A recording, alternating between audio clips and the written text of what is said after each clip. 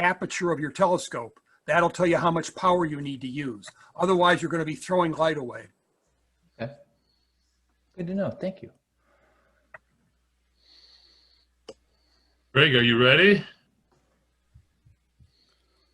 Yep. I'm ready.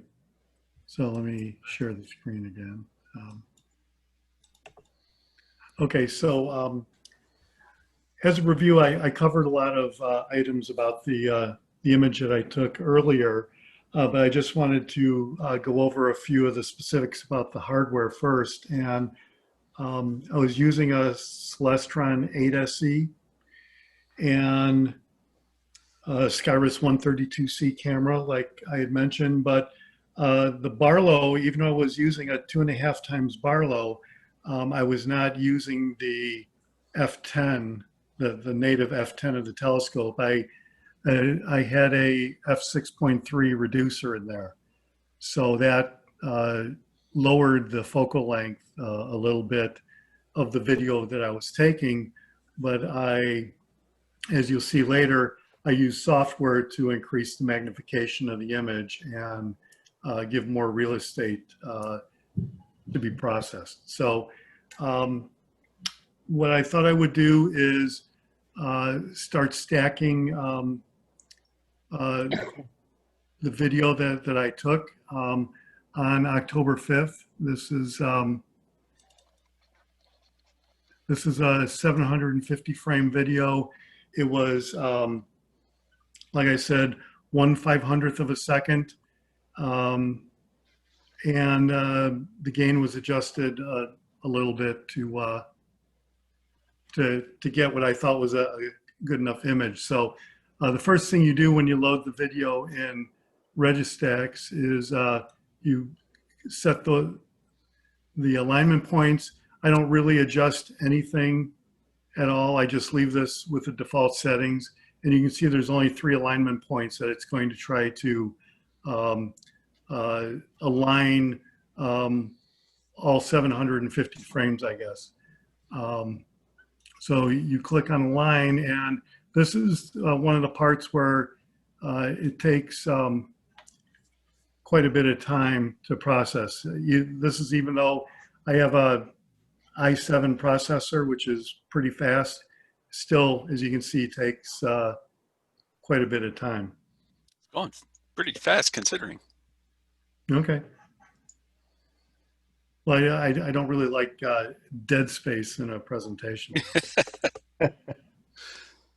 So, okay, so after you do the alignment, you do the limit, which it says here will limit the number of frames used based on slider setting to limit of limit setup. And I didn't really adjust anything to limit anything here. So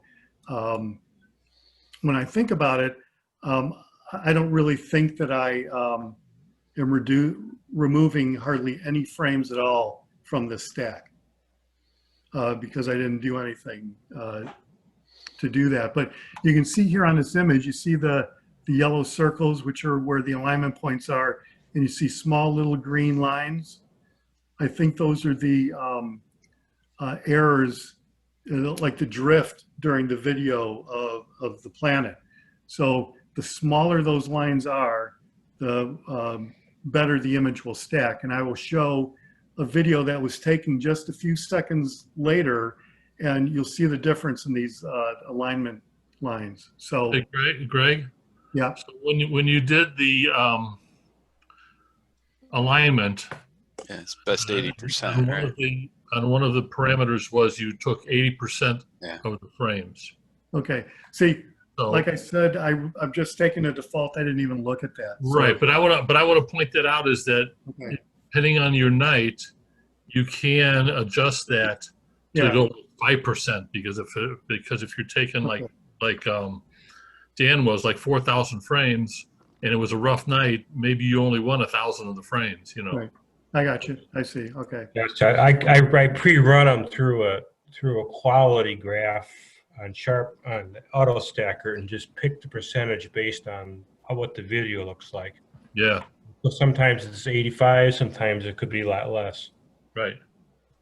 Yeah, I didn't even, it's kind of embarrassing, but I didn't even look at that. I just know that the default settings were giving me somewhat okay results. Right. And I had practiced early in the year to get this technique down on Jupiter and Saturn in June. So I had been working on, I guess, perfecting the technique. And so by the time I got around to Mars, I had done this a couple of times. It wasn't, you know, my first barbecue with this.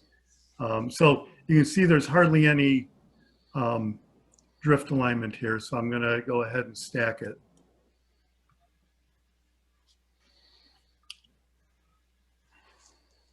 And for some reason, I think I did the imaging with the f6.3 focal reducer because it was simpler to take the eyepiece out of the star diagonal and put the camera in than try to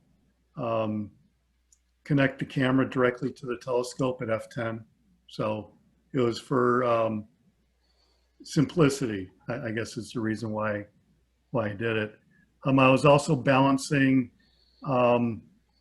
the atmospheric turbulence that Mark talked about, where the higher your focal length, when you add the Barlows in, that's going to magnify the distortion, the turbulence, the errors in tracking, everything. So by going to a f6.3 focal reducer with a 2.5 times Barlow, that turns out to be f15.75 focal length. So, so anyway, you can see the stacked image here. And the next thing that I do is I go to the wavelet adjustments, and I don't really touch anything in this area here except the slider bars. And I had been putting 2, 3, 4, and 5 about at that part right before you get to the up and down arrows on the slider right here. Number 6 is the coarsest adjustment, and layer 1 is the finest adjustment. So 2, 3, 4, and 5 are increments between fine and coarse adjustments. So you can see that that's you know, that's a lot better than what it initially looked like after it was stacked. So you click do all, and I'm gonna save the image here. What's that? What's that? Okay, so what I was going to do was try to stack the second video to show the difference in the error bars between two videos taken the same nights, but literally seconds apart. I'm going to do the same process where I set the alignment points. And it's going to go through and take some time to do the alignment.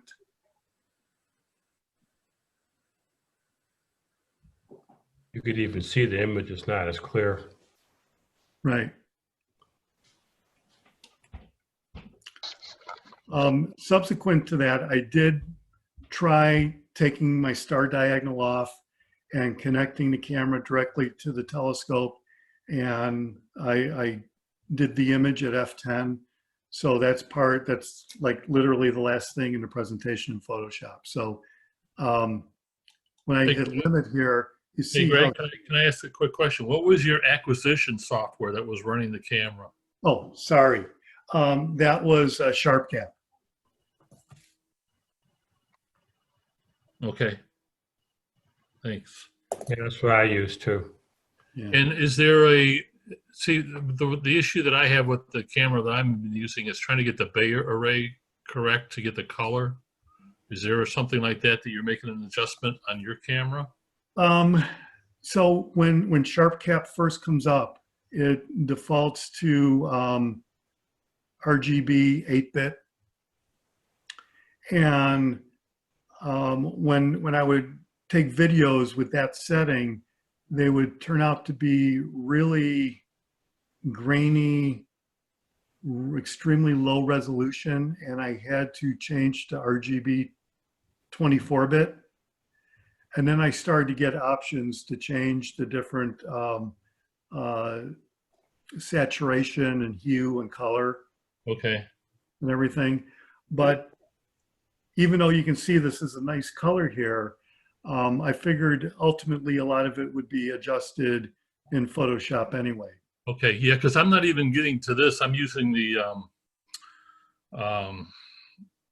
fire capture. So I think I'm going to try SharpCap next time and see if that helps a little bit. Well, when you run SharpCap, the area over on the right-hand side of the screen is where it has all the settings for the camera.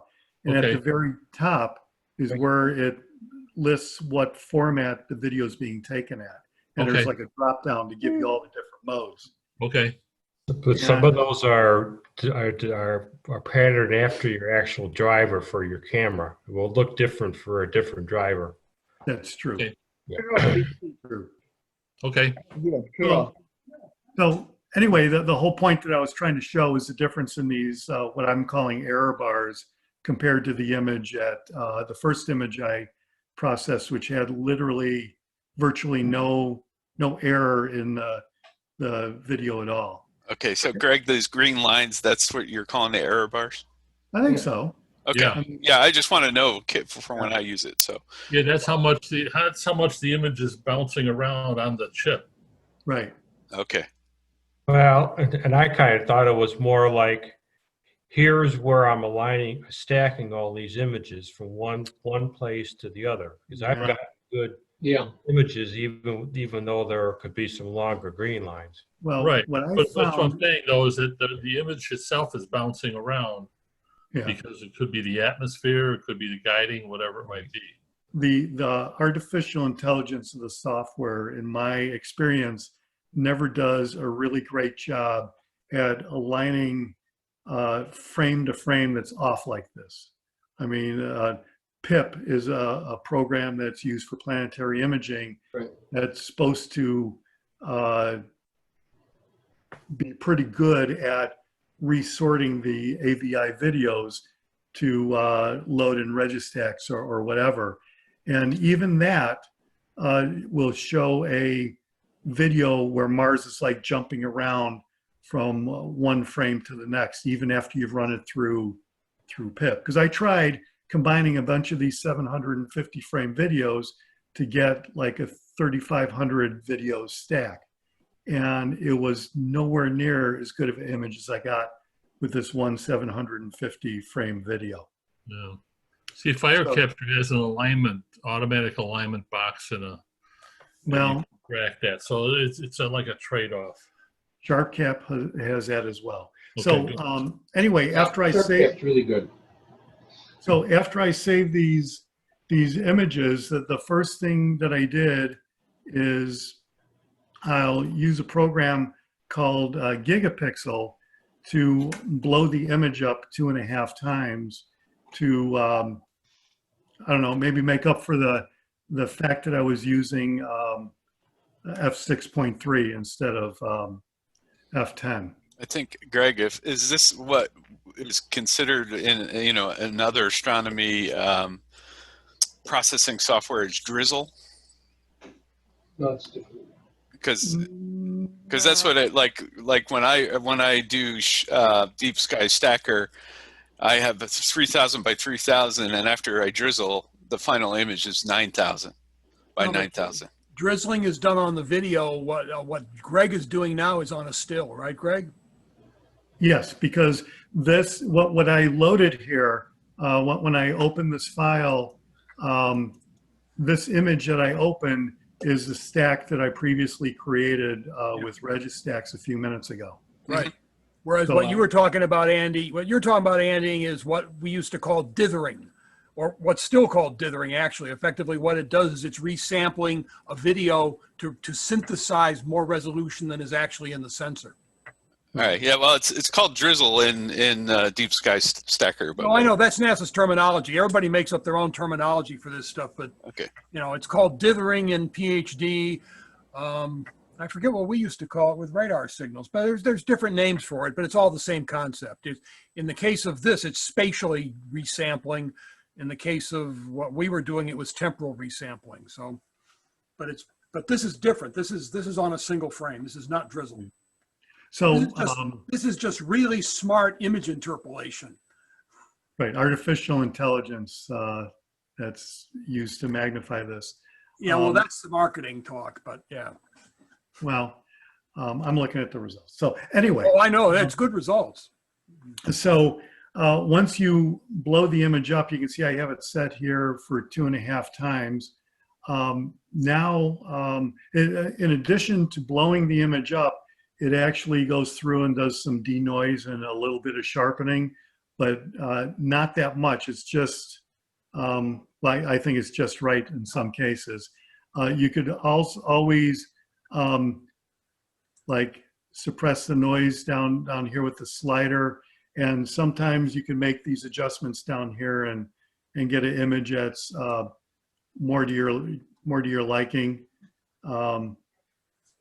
It will generally go through really quick. But so here you can see this image. This is really a lot of noise suppression here. But if you click on this image, this is before and this is after. So I think you should be able to see a difference there between the before and after.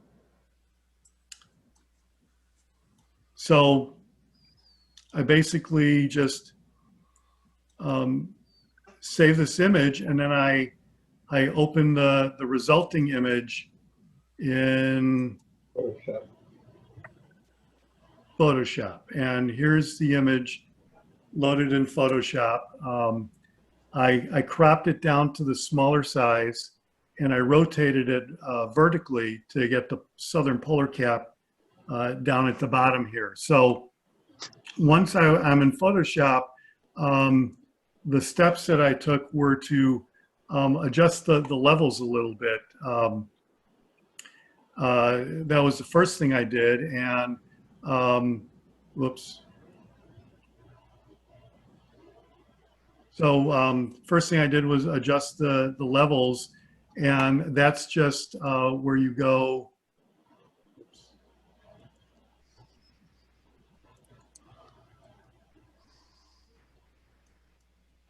We're here, and you take the individual channels. This is the red channel, for example, and you can see how it changes. You know, it'll change the image quite a bit by altering the different channels. So this was the original image. I used levels to get a little bit more enhancement out of it, but not really any more sharpness.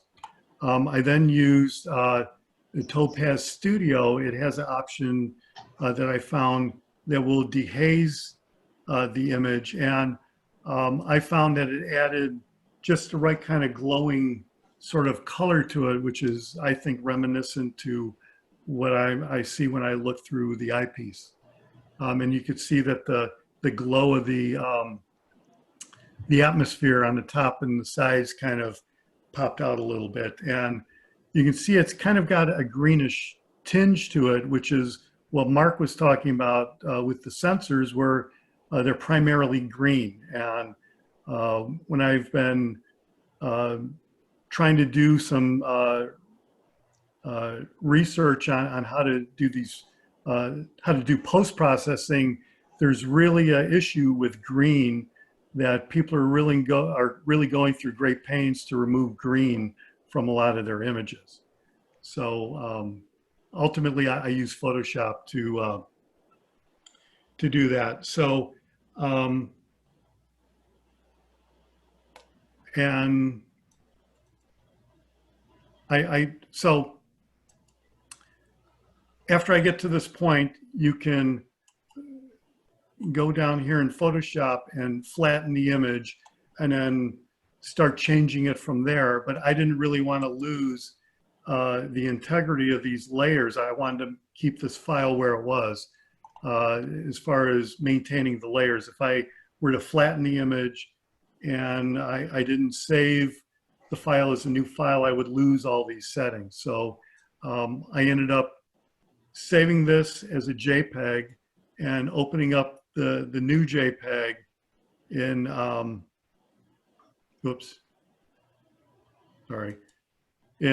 a new Photoshop file. And once again, I adjusted the levels a little bit more to get the green out of there and turned it mostly blue to give it a bluish tinge. And then the last thing I did was I used a high pass filter right here. And actually, I'm sorry, I messed up and got ahead of myself. So after I created this image right here, I went back into Gigapixel and magnified it another. After I magnified it another 2 times, I ran it through a Sharpen AI to sharpen it up a little bit. And then I loaded it in Photoshop to readjust these levels a little bit to get the blue. And you can see after it's been blown up twice, that's where you're starting to get the much larger image here, after it's been gigapixeled twice. So first it was magnified 2.5 times, then it was magnified another 2 times. And It's the very, creating. pardon? It's creating the image. Okay, go ahead. So the very last thing I did was I created a high pass filter, which adds more detail. And you can see the detail down in the southern part here. Let me outline. I created a mask for it. It seemed like this part of the image was not as sharply focused as the rest of the disk. So I masked this area out that was out of focus, and then I created a high pass layer and I enhanced it a little bit, and then I saved that image, and that was my ultimate image. So that was really it for that image. That was sort of all the steps I went through to create the image. A couple days later, on the 8th of October, I did go out and I tried imaging again with F10, and this was the image that I came up with. That's good. So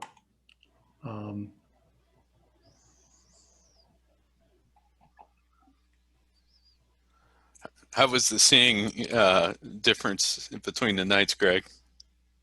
it was a lot worse. Yeah. Yeah. In fact, on this image, I'm not sure if all of this stuff is from a dust storm or sort of like a problem with, you know, the focus in the seeing. I'm not really sure. So I don't know, you've got pretty good detail in there down in Halas and some of the other regions. I mean, that's pretty darn good detail either. I wouldn't, I'd take it. yeah, yeah. So this is Halas right here, right? yeah, yeah. And this is the same. So this shows a little bit of the rotation of, so this right here is rotated over to the left a little bit on this image, which was 3 days later. And these were all taken around the same time. Same time of the night, you mean? Yeah. Yes, they were all taken at 1 a.m. Yeah, okay. Sorry. That's pretty amazing. So Great stuff. Great stuff. anyway, that's it. Can I ask one more question about how much time you put in to create any one of those images on a processing side? So it turns out that this image, the one final image, the good image, it went relatively quickly. I spent a lot of time on other images to try to Yeah. get something good. But it seems like a lot of times when you have a good sharp image, everything comes together relatively quickly. You I got agree. data. You got good data. Yeah, I would say that it probably took 2 hours, 3 hours, Okay. where the total amount of time I spent fiddling around with Mars images was probably 20 or 30 hours, if not longer. Absolutely. So there's another thing you could do in Registax. You can save those wavelet settings, so you can bring that up the next time and then adjust it. But I like to do it like each one, because each one is different, even if it's 2 minutes apart. And probably the good news is Greg, you could get another good set of images, and you could probably do it in under an hour at this point, right? Because you've learned so much from that 20 hours. Yeah, well, okay, so that's another thing that I guess I wasn't sure how much of a thing to make out of it, but you really need three things to do this, and you need good seeing, you need the equipment like Mark talked about, but as far as my experience goes, you need the software to put everything together, because without Photoshop and that gigapixel, it wouldn't have mattered how good the seeing was or what equipment there was. I wouldn't have been able to get these exact images without that software. So it's almost like, golf. You've got putting, and you go down the fairway and the stuff. Yeah. Without putting, you don't have a good golf game.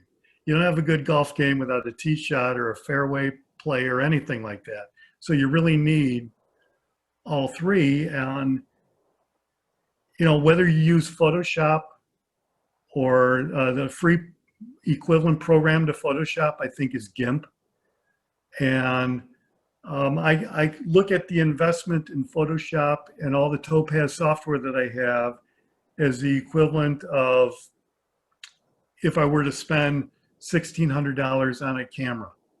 I only spent $350 on a camera, and it's probably a couple $100 on the software. So, yeah, anyway, that's my logic for what I've done. Yeah. Good The logic. fourth plug on that table is you need a good operator to operate the camera, Yeah. the software, Yeah. set up the telescope, etc. Yeah. You've come a long way, Greg. Thanks. Well, okay, so as far as that goes, when it really started for me was when Mark Christensen got one of my solar images and told me that I could stack the prominence to the surface if I got a good surface image, and he was nice enough to block out the disk that I had and just send me that image. So after that, I started combining the solar images, and everything else just started. I guess I got better at Photoshop is really what it was. So if you get good at Photoshop, a lot of this will be pretty straightforward, actually. But I appreciate the compliments about the operator. Very nice, Craig. Yeah.